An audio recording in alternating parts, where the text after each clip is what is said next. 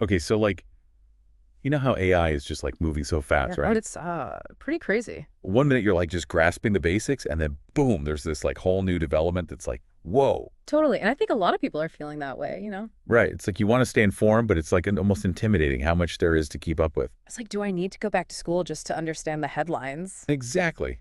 And, we get it. We're right there with you. So, Yeah, that's why we do this show, really. exactly. So today we're doing a deep dive into this like really fascinating article that Oh yeah, this one was a good one. is really good. It kind of brings together like all these different threads of what's happening right now in AI. It's like a snapshot of this like crazy moment in time for AI. Yeah. And it covers like everything from AI that can make videos now, Yeah, that Sora thing is wild. right, to like these really like philosophical questions about like what AI is even becoming. Like, is it life even? I know, right? So we're going to break it down for you and like extract those key So takeaways. you can sound smart at your next dinner party. Exactly. Without like having to read like a million articles yourself. So we've got Sora, we've got the latest on those GPT models everyone's talking We've about. got AI making music And now. apparently pretty good music too. And then like the big ethical questions, the stuff that really makes you think. The future of humanity kind of stuff. Exactly. Yeah, So, are you ready to jump in?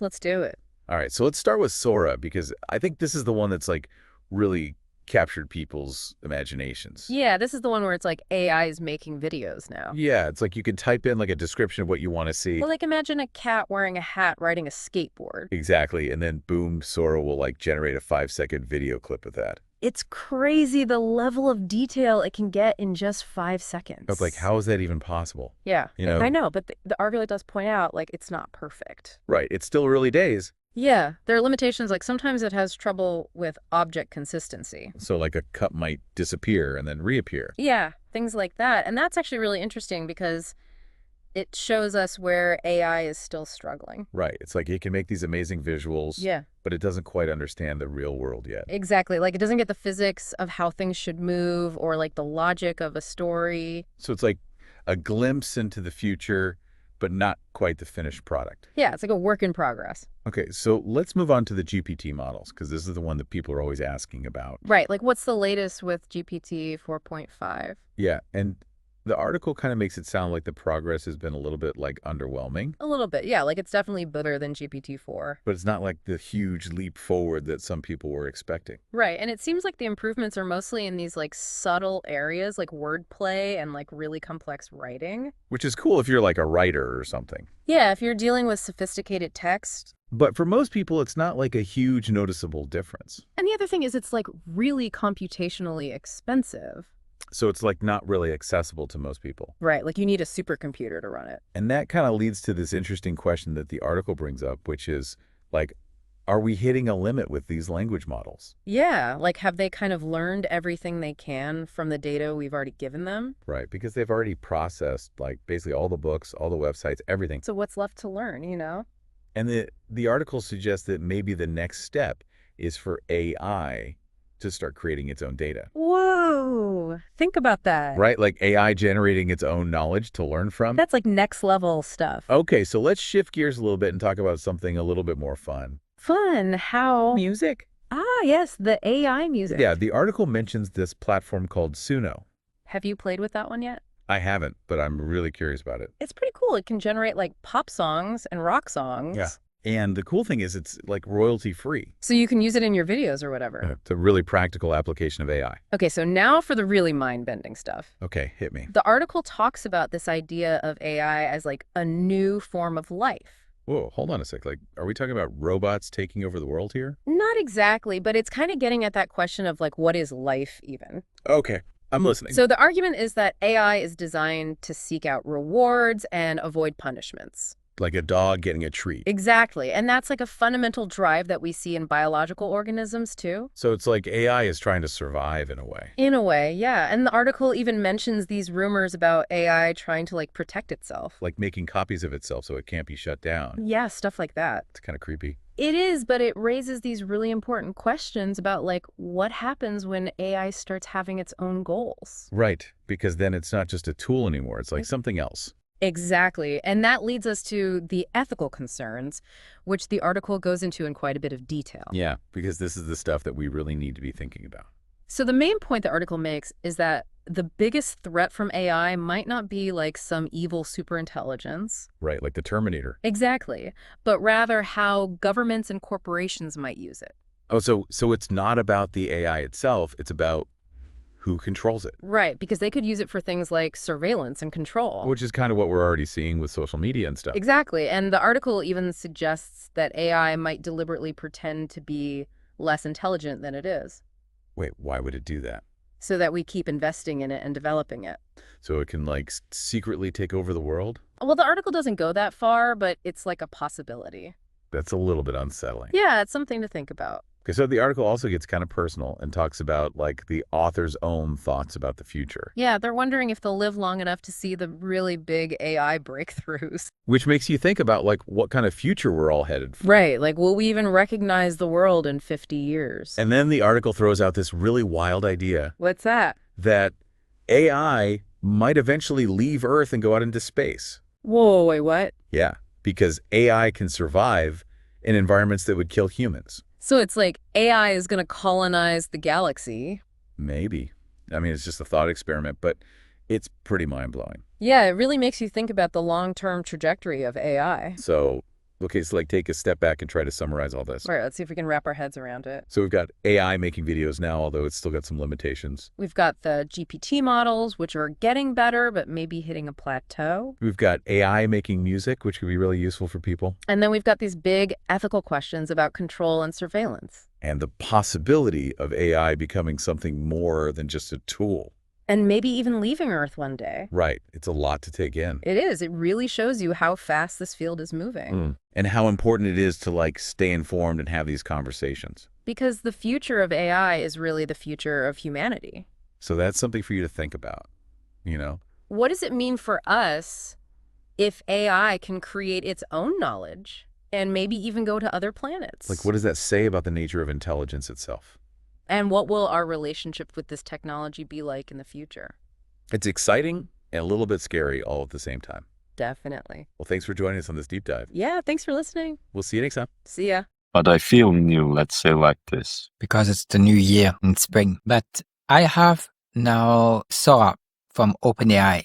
You know what Sora is, don't you? No. Sora is the video generator of OpenAI. So you can make small video clips, but they are only 5 seconds long. And the issue is it does still mess a lot up. I made a clip about a knight with an armor, and he was supposed to fight a small kid at the beginning and then ride on a horse and then fight another guy. And the thing is, he did that, but it was strange because suddenly the horse appears out of nowhere and stuff like this happens. And it's quite strange, you know? It still makes a lot of mistakes because it still has I don't know how to say it, but it misses some ideas. It misses some continuity. So it doesn't know that an object does not appear out of nowhere, that you have to place it somewhere before it appears, but you cannot just make appear stuff out of nothing. How optimistic are you right now about the continued development of AI and the AGI? Well, there's a new model.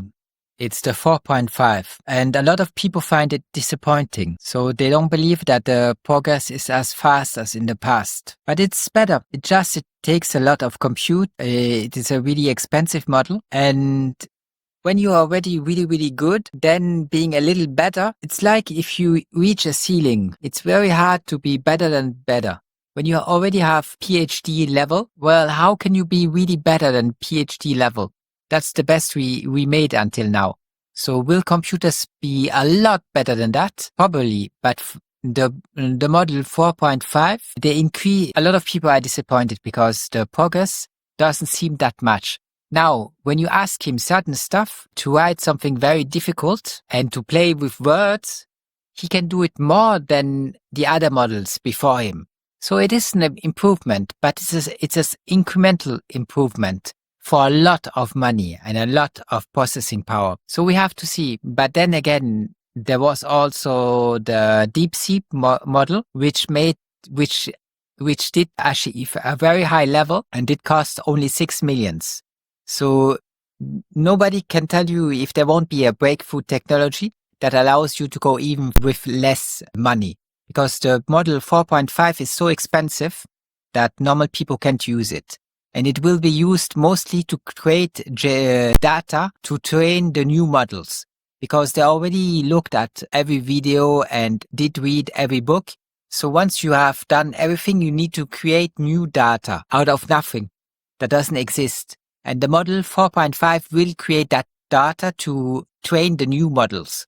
So, I'm still optimistic, but it looks like if we have reached a ceiling right now, because the last improvement is incremental, is very small. If you compare how much money was spent on it. Answer the question? Yes, it's a good answer, and we'll see what happens. What's the status with the, let's say, musical side of AI? Are there any AI songs that rival the great composers, for example? Well, it's funny that you ask, because yesterday I did download an app on my phone and it's called Suno. I don't know if you know it and if you tried it. It gives you AI music generated. And some songs are quite good, especially the one they promote, and you can create your own music with it. So, but it doesn't do any classical music. It only does pop music, rock music, the modern stuff. But still, it's nice because you can use that music for everything you want because it's free. It's generated. So there are no royalties on it. So if you want, you can put it on a YouTube video and you won't get censored, So it's just, you can use it for whatever you want. But I haven't used a lot. I just downloaded the app yesterday because somebody recommended it. Do you know how old AI is? I feel like it's 5 years or something, and the whole world has changed. I think you're right. It's about that. I can ask ChatGPT. He will give you an exact answer. But I think it's around 5 years, yeah. So a lot of progress in that time, really. Yeah, a lot. But, we expect much more. We have very high hopes with it. And we wanted more than just somebody who can write nice text and be very agile with language. We expected more, reasoning. We expect them to do much more, to invent new mathematics and so on. So we have to be open-minded to what it could be doing. But maybe we stall for 1 or 2 years and then there comes one more breakthrough and you just go bazooka, go very high and very fast. Have you heard of this story? I haven't searched it up. I just heard it in a podcast. So maybe it's, or read a title or article, something. So don't take it as fact, right? But have you heard of this story that there was like an AI people wanted to test leading it or something, and then it had secretly uploaded itself to save itself?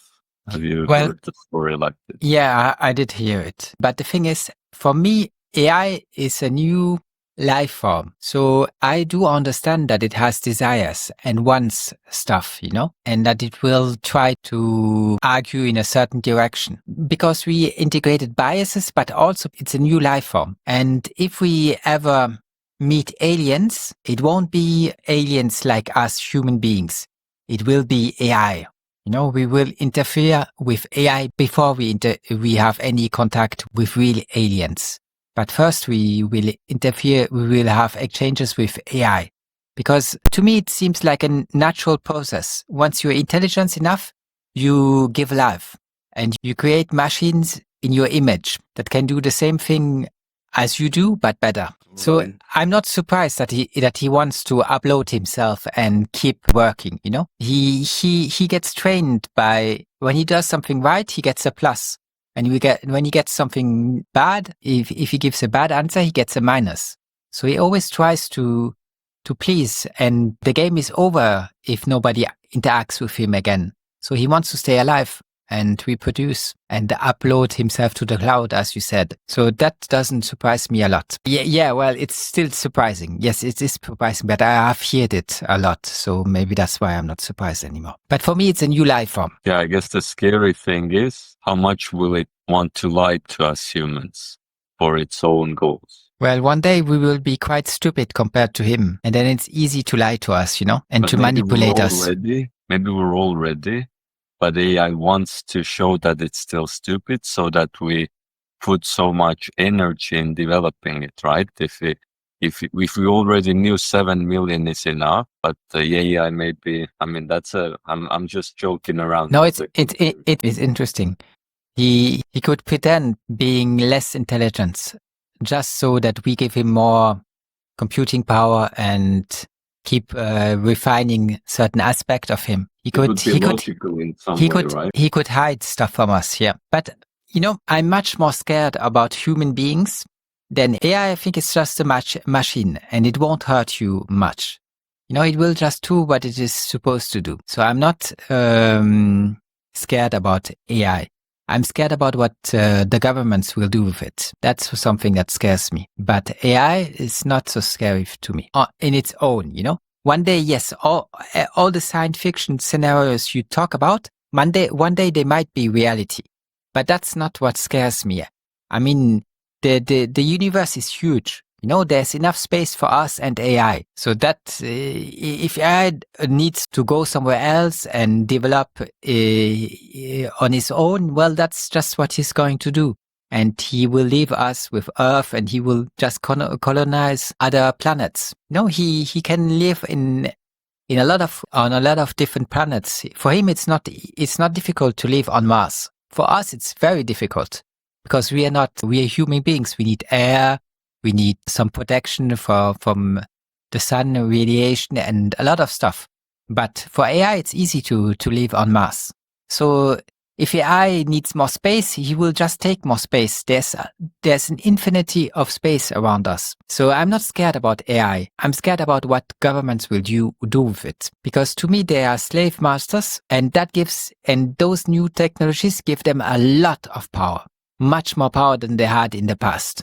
And that is scary. But now I will listen to your reply, and then I think it's a good idea if we start looking at some hands. Yeah, I don't know if I have a reply right now. Thanks for giving this opportunity. I just think it's, interesting what you said, and I guess we'll see what happens, right? So it's like a big wave on an ocean, right? It's tough to do anything about it. It's just gonna happen. I want to show you something. Give me a second.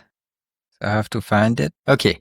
I hope you can see that if I show it to the camera. Maybe it doesn't focus. Maybe it won't show. Focus for a moment. Yeah, I see it's like a bunch of white dots on a screen and it says life 4, 5, 6 months later. Yeah, I see something, but I don't know what it is. It's just a bunch of white dots to me. Yeah, you have the white light dots down and the black dots on top. Yes, now I see those, yes. And if you look, it's very hard because it doesn't focus correctly. But if you see, it looks like if there are the same amount of black dots than white dots. Roughly, yes. Maybe not exactly, but yeah. Yeah, not exactly, but roughly. There are actually a little more black dots than white dots. And this is my life expectancy. If I live as expected in my country, then I have a life expectancy of 81 to 83 years. Or what was it?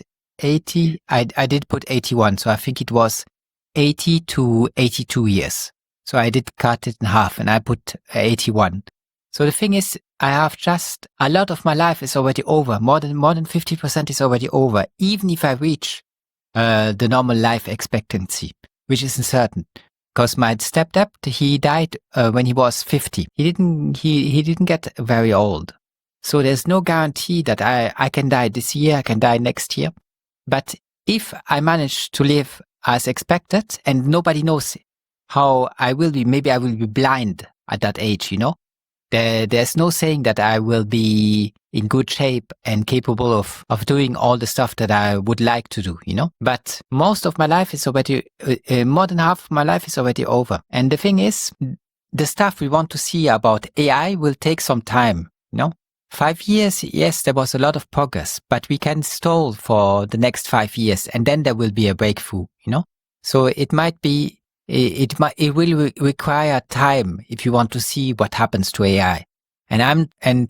Well, I don't know if I will be around long enough. Yeah, I guess we'll see, right? We'll see. Anyways, it doesn't matter. When we're dead, it's the same for everybody. So, but I'm interested in it, just as you are. And if we live a couple of years more, then we know more. And 40 years is a long time, right? You can do a lot in that time. You can write at least 3 books. Much more. Even if I want, I can write much more. But the thing is, I have to get my priorities right. I need to see on what I spend most of my time, because I do so much stuff that's easy to waste time. Maybe with things that might not be worth it. Anyways, I have to figure that out. And I'm already old, so it's time for me to figure those things out. I think you can still say you're young. Well, if I live 40 more years, yes, but my stepdad only managed to live up to 50. So he had only 7 years left, no? I think before pension age, we're all young. Maybe. I know you're an optimistic guy. It's just that when I look back at my life, it went by so fast, Everybody says that when you look back, you don't feel like it was a long period, Now a year goes by so fast, so fast. And if I look at my stuff there, and I see that I only have 38 years or something like that left, well, that's not a lot when I think about how fast 1 year goes by. For me, it's really, really fast. I do so much stuff that 1 year is nothing. Do you want bad advice about it? Bad advice? Yeah, do you want bad advice? I don't want bad advice, but I think it will be funny, so tell me. Yes, there's a joking saying, right? That if you think life is going too quickly, do this exercise that's called the plank. Do you know the plank position? No. So do you know the push-up position? Yeah. Okay, plank position is like that, but only you're not on your hands, you're on your elbows, right? So you're basically in push-up position on your elbows on the ground, and you don't have to do anything. Actually, you're not allowed to do anything. You just have to hold that position. And then even 1 minute can feel like eternity of suffering in that position.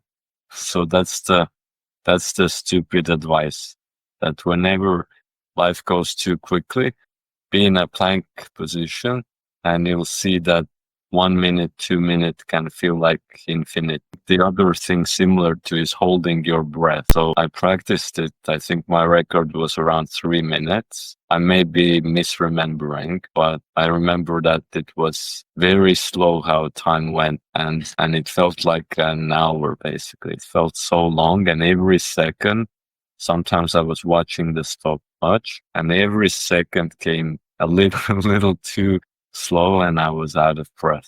So that's just some stupid advice. Yeah. But I think life goes so fast because we have also so many distractions, so many stuff we can look at and think about. And all those distractions, well, they make life go by, It's like my smart glasses. I really like them because I use them when I'm in town and when I have to take public transport. I can read, but it's a distraction. I concentrate myself on reading because I find it very annoying, and I don't see people entering the bus, exiting the bus. I just wait until it's my turn to exit and then I go.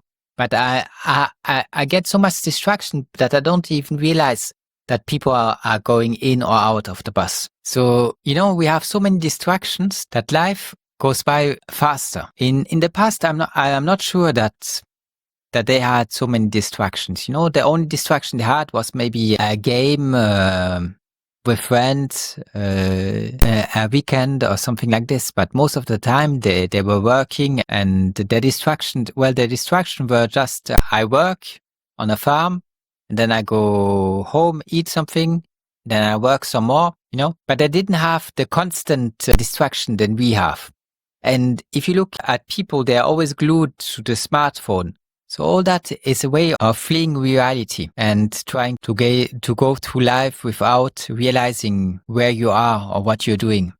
Yes, I think you're right about that. And maybe that makes life go by faster. Probably, yeah. Sounds like it. Okay, now I only have 1 limb and I have pocket force.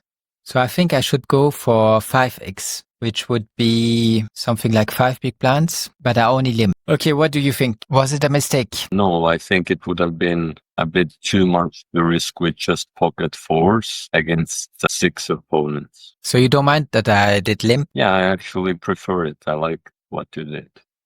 Okay, so I'm just checking because I don't have top pair and I don't think I would win this. So, and here it's the same thing. It's risky. There are still people who didn't play. There's still the player 7 and player 1. So I think I have to check. And now I have to fold because, there were so many people in the pot. Somebody for sure has something.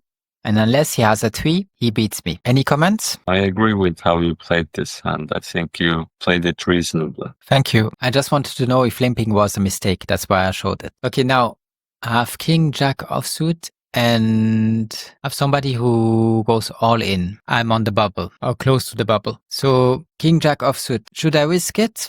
I don't think I should.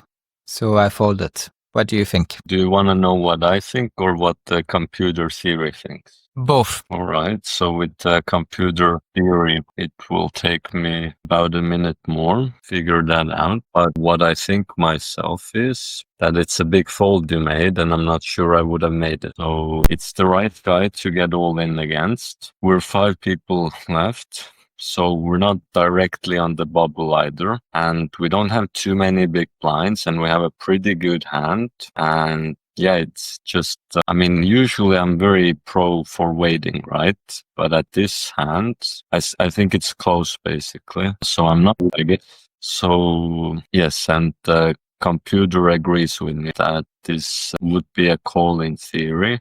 Although in practice, it's a bit more tricky because it depends how loose player 2 is, right? And probably player 2 is tighter than he should be with his 5 big blinds. So I send you the computer stuff in the Zoom meeting chat. So you see, he should shove 30%. He should shove roughly every third hand he gets dealt. He should shove pocket 2s and better. I think he does that. He should shove any ace. I think he does that. He should shove king 7 and better. I'm not sure he would shove king 7 suited, king 8 suited, but maybe. I think king 10 he would shove.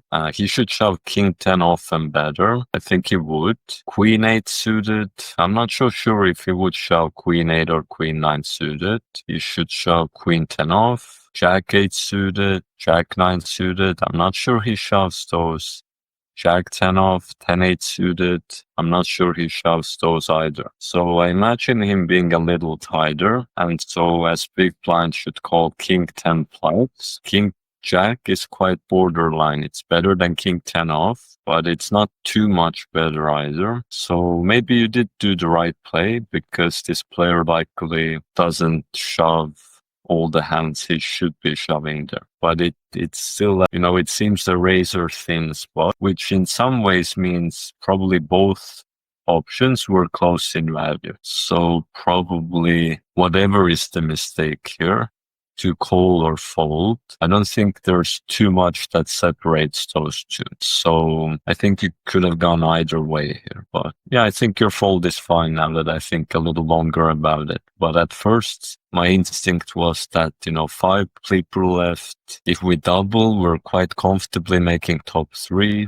That's the guy we want to double against.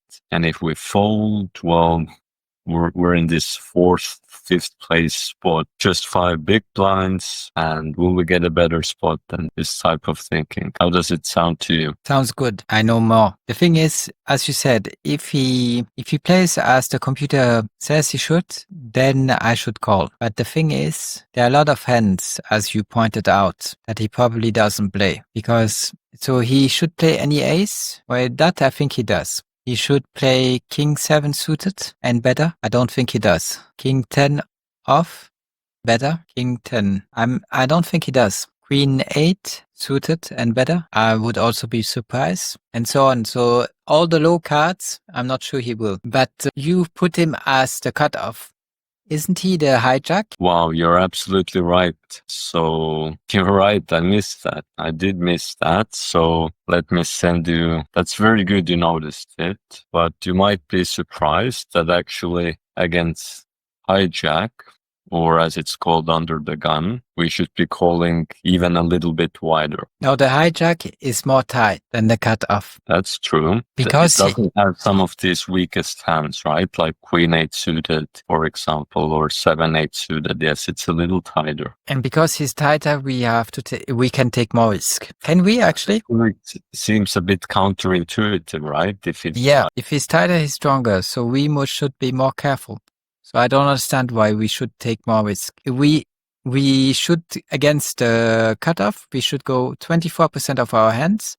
And against the hijack, we should go 32.4. That's a big difference of nearly 10%. How can I explain that? That's a good question, right? So unfortunately, these poker computers doesn't have an AI model that reasons it out, right? So it's all just mathematical calculation. So for explanation, I have to use every piece of my knowledge to make sense of that, right? Which I have been trying to do. And I've also double checked the numbers to see if I accidentally messed something up, which I did not. So what could be the reason for it? So the first idea that comes to mind, not saying it is like that, the idea is to do with the makeup of what he shoves. So perhaps a weaker part of his hands can somehow be bad for us, that he has those weaker type of hands. I guess one idea I have is every pair is still folding, every pair is still shoving, and these hands are mostly doing very good against pocket pairs, right? Against twos, threes, fours, fives, sixes, sevens. So I guess one idea I have is if he has now a pair more likely, then that would possibly mean that if we have 9-8 suited or stuff like that, that's going to be a little bit in a better situation. So yes, now that I look at the differences in our calling range, there's way more stuff like 9-8 suited, 10-8 suited, 8-7 suited. That was a problem previously because the other guy was also shoving hands like Queen 8 suited, Jack 8 suited, 10-8 suited. So it would have put us in a spot where our hand could have been dominated, right? Let's say we call against 9-8 suited against the cutoff, then cutoff should have in theory 10-8 suited, Jack 8 suited, Queen 8 suited. So suddenly our 9-8 suited could be in a very bad all-in situation. But if he's jamming mostly an 8, which is a big part of his hands, you should actually know the exact percent for it proportionally. I will tell you this. This is, I think, useful. So the under the gun jamming 28.5%, very close to half of that is ace something. And against ace something, all these hands like 10-8 suited, 9-8 suited, 8-7 suited have around 40% chance to win. So that puts us in not a favorable spot, but considering we also get pod odds here that we have to call about 4.2 more to win 6.99. And if we have something like 42%, that's good for us. And then pocket pairs out of his range are 1/5, a little more than 1/5. So that's also good against most pocket pairs. Hands like 9-8 suited, 10-8 suited do well because there's a lot of these smaller pocket pairs. So I guess that's the theory I have about it, that him jamming now more ace-X and pocket pairs make it so that hand like 10-8 suited has usually 50-40% against it, and that makes it fine. But now if it jams a bit more, then he can have stuff like Jack 8 suited, Queen 8 suited, and suddenly our 9-8 or 8-7 could be in trouble. I think that's the best explanation I can come up with right now, but unfortunately, with all of the poker stuff with computers, it's sort of my human interpretation of this, right? So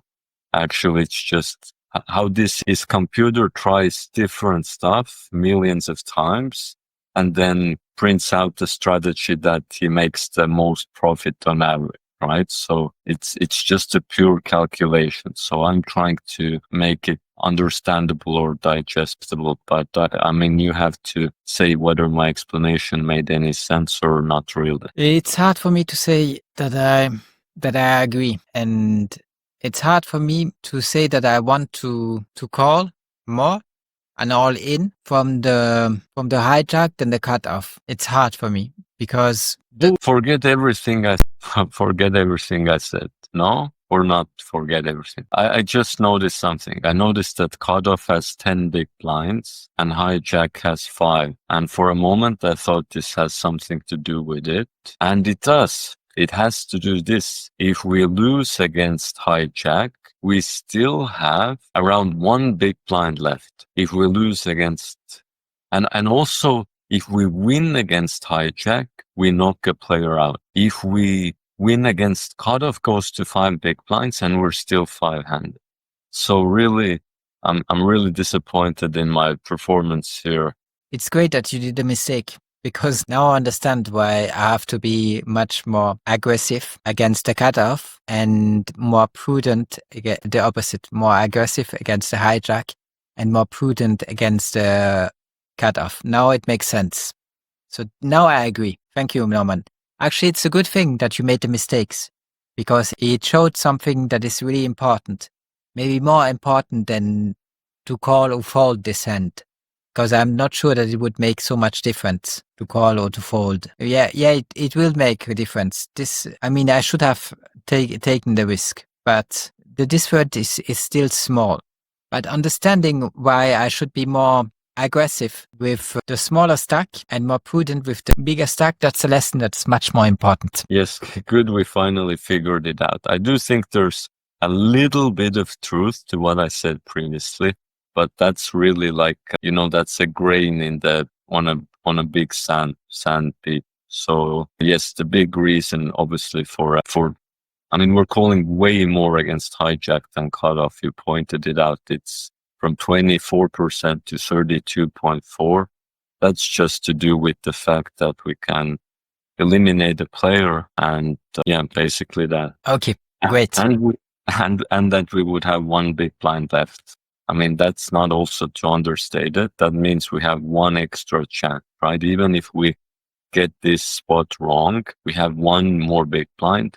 We're on the button next hand, which means we can even fold the next hand. So, and then go all in cutoff. So even if we lose that, we would be button, then we would be cutoff, and then we would be hijack, and then we would be. So that's also a big thing here, that even if you lose, you will have roughly 3 chances to get something and double up your 1 big blind, and more than double up, right? You win the antes as well. So in just 1 hand, you could get back to 5 big blinds. Okay, great. Thank you a lot. Let's see the next hand. Ace 10 offsuit. I'm first to act, so I go all in. But it's quite risky. Well, nobody can take me out, so it's not that risky. I won't be out of the tournament. I'm only scared about against player 1. The rest, not too scary for me. Do you agree? So how do I reply? So firstly, I'm gonna again do the theory bit. If you scroll back to the start of the hand, which will say what hands you can go all in there. I think it will be interesting for you. But I do need you to go back to the start of the hand, so I see the big blind stack also. Now here's what's the interesting bit. I'm pretty sure in theory you can go all in very wide, for the reason that it puts a lot of pressure on all these players, right? We're close to the bubble, and all the players, player 4, player 2, player 1, should be cautious gambling with you, because player 3 is quite short, and they should all fold very, very often. Now, the difficulty here is that theory works great when your opponents are smart and cautious. It doesn't work so great when they're making big gambles. So, for example, in theory, big blind should have folded his king queen suited, and I think you would have folded that hand there. Am I correct on that? Yeah, king queen suit is quite good, but would I risk my tournament life with it? It's hard to fold king, queen suited. I think I would have made it, yeah, but it would be hard. King. Maybe the surprising thing for you is, what should cutoff call? What do you think if you go all in? What should cutoff call who is very similar stack than you, right? So right now, he's a big favorite to make top 3, right? Cutoff is very strong position with his stack. What should he call? What do you think in theory? He should call with a pair, but what pair? Maybe 8 and better. And he should call ace, king, and aces. Yeah, of course. And that's more or less all. Okay. So actually the machine says he should only call jacks, queens, kings, and aces, and no other hand. Ace, king, he should fold. Pocket 10, he should fold. Okay. So yeah, that's surprising. So I was tight. I said from 8 up, and I only gave him ace, king as a non-suited hand. So I was already really tight, but he should be even tighter. Yeah. And if you were player 1, I would want it to be as tight in that situation. Okay, thank you. Because I can, because Ottavio can take me out, and I would lose my tournament life. Yes. And for very little reason to do it, right? He doesn't have to play a hand to get top 3. He also is very, very likely to get top 2. He has 16 big blinds. There's players with 4 and 9 and 11 on the table. So his stack is very valuable. And obviously 32 big blinds would be better, right? It's great to double up. But every time in an all-in, there's a risk. And there's just one player he doesn't want to get all-in against. It's you. So once you are all-in, he should stay out of your way. Okay, great. Thank you. Now, the other player, more or less, can call what you said. I mostly mean the button and big blind. They could also call stuff like ace-queen off and ace-jack suited and these types of hands. Ace-king as well.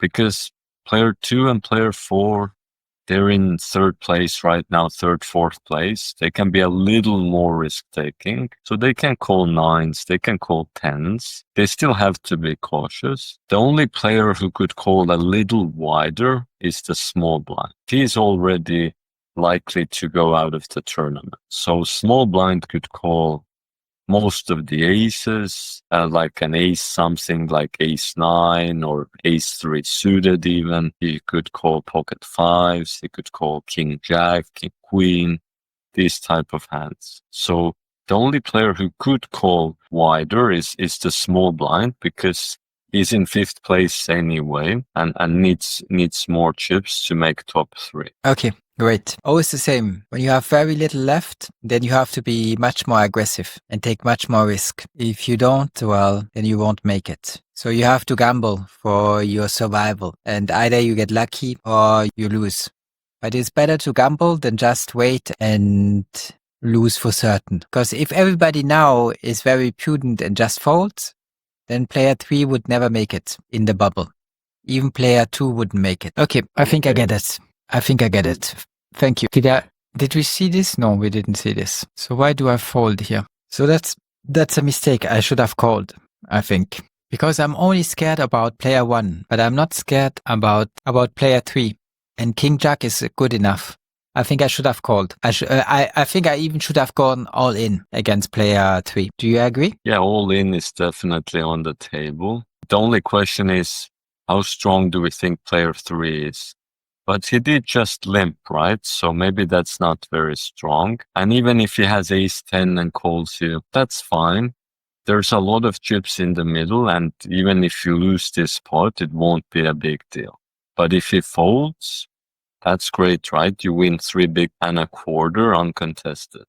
So definitely all in is an option. However, if you think player 3 is a tight player, you think this might be him playing, him never folding, him being very strong, then I do think you should at least call, right? I mean, 1 big blind more to try to see the flop and see what develops. So I agree, I would have at least called on the flop and possibly gone all in if I think there's a chance player 3 might fold. Yeah, I agree. Are you not talking anymore? Yes, I think I said what I had about this. Okay, so let's take a look at the next hand. 10-2. So I think I can go for half pot. I went all in. Do you think that it was good taking that risk?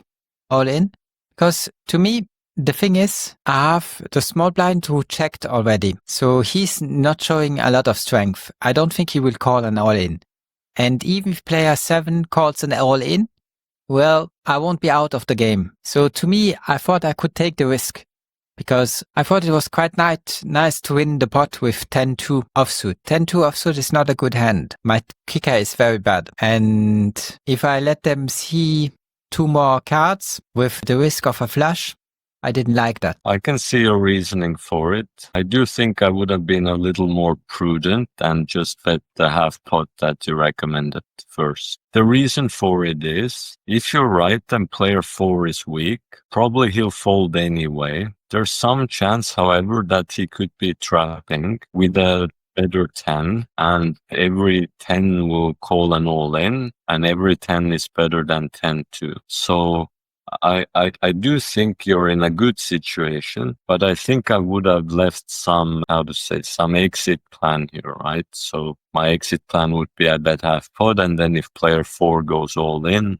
then I could fold this hand. Yeah, I know that. Okay. So thank you for reminding me that 10-2 has a very bad kicker and player 4 could be having a 10 and trapping, being a sneaky player. And in that case, it's not a good idea to go all in. Yeah, you're right. Can we see how this hand played out also? All right, at least it went good for it. Yeah, I don't know why he called with his ace-9. There's a saying, desperate times need desperate measures. I think he was feeling desperate with his 4 big blinds. Yeah, probably. But should he have done it? Should someone feel desperate? Well, in some situations, yes. Some situations, there's no hope left. Then you can feel desperate, but not I mean, then you have to take, as you said, act an extreme decision because there's no other solution acceptable. But in this case, should he be that desperate? He had 4 big blinds left. I mean, if he wanted to do an all-in, why did he not do an all-in before the flop? That would make much more sense to me than do an all-in once you see the flop and have nothing. Any comments on that? Or do you think?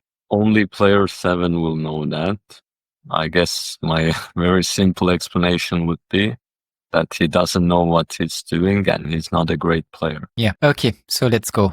Let's move on. Pocket 9s. Okay. Pocket 9s is a good hand. I have 25 big blinds left. I have player 5 who put 6 big blinds with 3 betting. With 6 blinds, he shows a lot of strength and he can take me out of the game. So I think I should fold. Do you agree? I agree.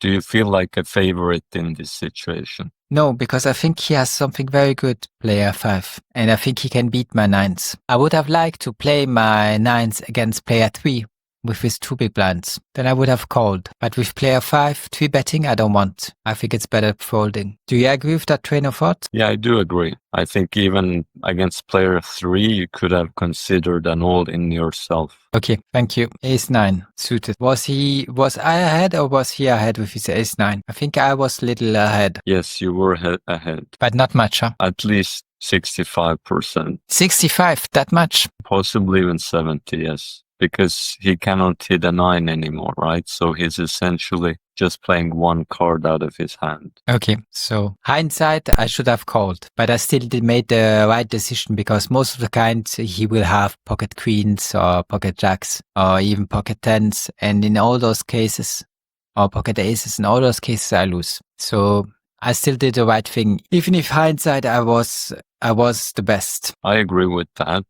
That I think on average he will have better hands than ace-9 suited there. So, and some of them are very good. I mean, many of them, right? Even 10s, jacks. So it's not always that your 9s is beat, but I think it's often enough that your fold made sense. And also, you know, there wasn't only player 5, there was also player 3. So it was one of these times where both of them had a weak hand, but to do something pre-flop, you have to be right about both of them. And that's really a big ask, right? So player 5 could have queens, player 3 could have queens. There was a lot of danger. This time it was fake danger, but often it would be real. Yep. I agree. Thank you. Pocket 4s. I go for 2 big blinds, only 2. I have player 3 who calls. Now I see the flop. I don't like the flop, but I think it's good to bet half pot. Well, I have to see what he does first. And he shows some strength, so I will fold. I agree with your decision here. And I also liked your plan that if he would have checked, you could have bet, represented that ace and scared off many of his hands. But this time he did the betting, which was quite bold play from him because you could have any ace raising in the cutoff. So he took quite a risk betting into you who could have ace king, ace queen, ace jack, pocket nines, aces. I mean, this time you had fours and you had to fold, but overall, I don't really like his play, and I think you played this hand well. Yeah, he should have seen what I do. Even if he has aces, it would have been better for him to see what I do. Do you know what his play is called? No. So betting into someone who raised previous three and not seeing what they do first is called a donk bet. So Okay. he did a donk bet. Okay, thank you. Yeah, I've heard it. I heard the expression and I've read about it already. Okay, great. Ace 4 off. I'm the big blind. 8.3 big blinds left. Everybody is small stacked. I have a question. Yeah. How would you evaluate your chances to get top three as the table is set right now? 50%. What do you think? Yeah, I think they're pretty good. Tough to put a number on it. I guess there are 6 players and 3 of them make it, right? So that would be 50%. And you are around the average stack. I guess a little lower than the average here, but you probably have better skills than the other players. So actually, I think your guess of 50 is quite a good guess. Maybe it's even a little higher, considering that you should be better skilled in these all-in bubble situations. And also because the stacks are close, right? Even the biggest stack on the table doesn't even have double what you have or has just barely double the shortest stack. So all the stacks are quite evenly matched here, but they're short, right? They're evenly matched and short. So what I predict will likely happen is a lot of people will start going all in and sometimes doing it with bad hands and incorrectly as well. And then they will just kick themselves out. So for that reason, I think your chances are pretty good as the table is right now. So you give me more than 50%. You give me maybe 60 or 70%. Yeah, I think that's a bit high, but I would give you 55 to 60%. Okay, great. 55. Yeah, I would agree on 55 because I have a little more chance than 50% of making it. Yeah, with my 8.3 and looking at the other players who don't have that much. So yes, I think I can give myself 55. So I don't think I should go all in against player 6 because he can take me out of the tournament. So now I hit an A4, but player 6 should have good hands. So I will check and see what he puts. One big blind on the table. So that doesn't show a lot of strength, but I have button pair. And unless I hit an ace, I won't like fighting it out with him. So I folded, but I don't know if you agree. Yes, this is a very good example of one big blind meaning different things to different people, right? You can bet that one big blind with everything, but we really have to be cautious here because maybe he bets one big blind again on the turn or bets 2 big blind or then bets it again on the river. And even if he just keeps betting one big blind, well, if we're wrong about all of that at the end, then we would be now in 6th place. So as your stack is 8.3 or having 5 or having 6, these are huge jumps for you. So this one big blind does put a lot of pressure on us. And the difficulty with this hand is that, yeah, we're only looking for an ace or a 4. I mean, almost anything else will be scary. A 3 is scary because it puts a possible straight out there. 6 is scary because it puts 4 cards in a row on a board. 8 is scary because it's another higher card, or 9 or 10 or jack, or queen or king. So there's just a lot of, very difficult to get to the end with this hand and show your ace 4. And even if you would get to that stage, you could already have ace 5 or pocket 6s or King 7 suited. So I do agree with your fold. And I just wanted to point out how it's a difficult situation for stack sizes that we're in. Okay, great. Thank you. I like the explanation. Ace Jack offsuit. So now, do I have enough big blinds to go 5x against player 5, or do I just limp? So I think your hand's strong enough to pressure here. All in is also an option, but for a bit safer option, you could go 5 big blinds. Limping definitely better than folding. I don't think you should fold right now for sure, but I do think you should raise, fold out the blinds and put pressure on player 5. So I do think raising 5 big blinds is a good option here. But I only limp. So now I have a jack, but there's a risk of a flush. I will go for half pot. Yeah, so the thing with this board is there's draws on it, right? What draws are on it? A flush draw and maybe a straight. If he has a 10 and a 9, can he make a straight? How many cards do you need in a row for a straight? 5 cards. Could someone have 5 cards in a row on this board? No, but maybe if 7 comes or a queen, then he could make a straight. Yes, so my question originally was what draws are on this board, and for draws there's straight draws and flush draw. So both of them. Yes, and if we look at your hand, you don't have any cards that interact with either of them, right? So you don't have any flush draw cards, which makes it a little more likely someone else could hold them, and you don't have any cards that make a straight. So that also makes it a little more likely someone else could have something like queen 10, queen 9, 10 9, 10 7, 9 7, 7. Yeah, I think I said that. So yeah, it's maybe 10 7 I didn't say, or I did. But so we don't have any of these queen 10 9 7 cards in our hand. So that also makes it more likely someone else could hold them. So, and if you think about the next street, there's a lot of cards we won't want to see there. We don't want to see any straight cards, any flush cards, and any king or a queen. And we don't want to see an 8 pair, right? Because that could possibly make 3 of a kind. So what I'm pointing out is it's not a safe board. It's a board which could turn worse for us on the next card. So for that reason, I would have liked you to have bet more on this board to protect your ace jack.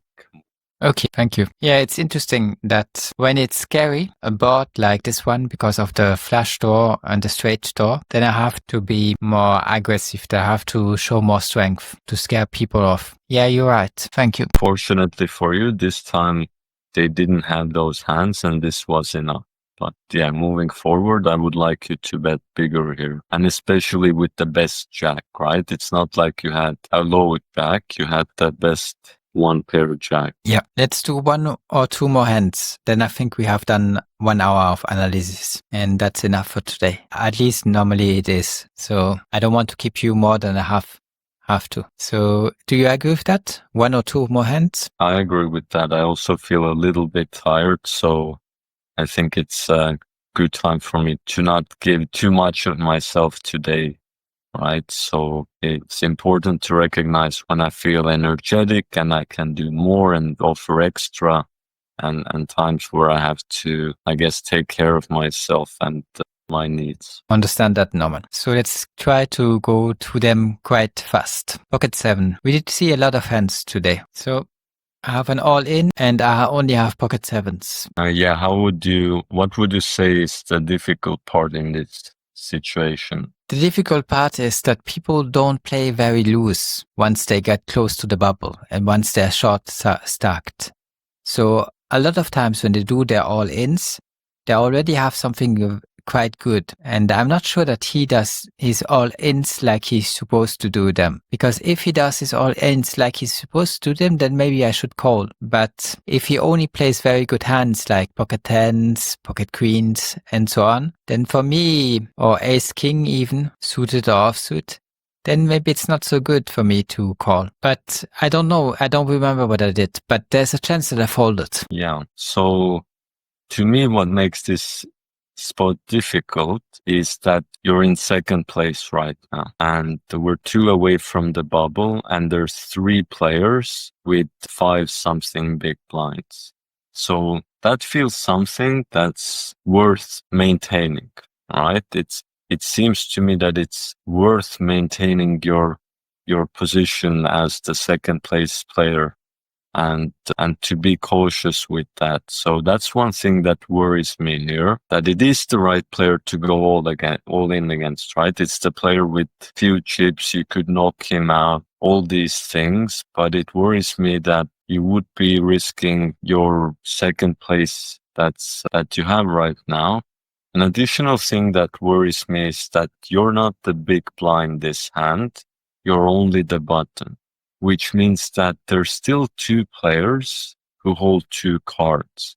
And one of them is also the first position player in this tournament. So once in a while, what will happen is you call this or go all in on top of this, and player 6 just sits there with pocket jacks, pocket queens, ace king, and is like, okay, I will come all in with the 2 of you. Or player 7, the same thing, right? Player 7 could just wake up with a good hand and gamble with the both of you. So If I did it, I don't remember. No, I called and I was ahead. you were ahead and worked out for you. That's good news, I guess. Yeah. So I did the mathematical correct thing, but you thought that it would be better folding. Yes, for the same reason you mentioned, and also for the reasons I mentioned, right? That we were second place, it's a big risk, and that also the number 1 place player and the big blind both have a chance also to come all in, and that one you said that player 4 likely isn't going all in as wide as he'd imagine, right? So he did show 4s, but 4s we didn't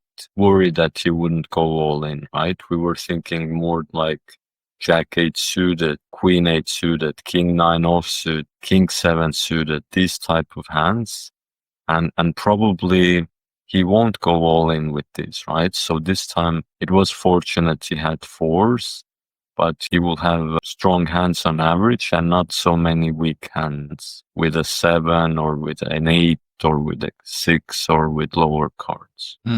So mathematically, I could have done it with pocket 6s, but if we look at how PoE players play, and on average, if they have better hands, 7 or weaker hands than 7, probably they have more better hands than weaker hands. So I should have folded. Is that correct? Yes. Okay, thank you. It was the last hand, or do we have one more? Let's do one more. Okay, I have ace jack, 15.3 big blind. I'm playing against somebody who did an all-in and somebody who called. Nobody can take me out of the tournament. Ace jack is good, but do I want to risk it? I think it's quite nice to fold and get somebody out, maybe player 3 out of the tournament and see what happens then.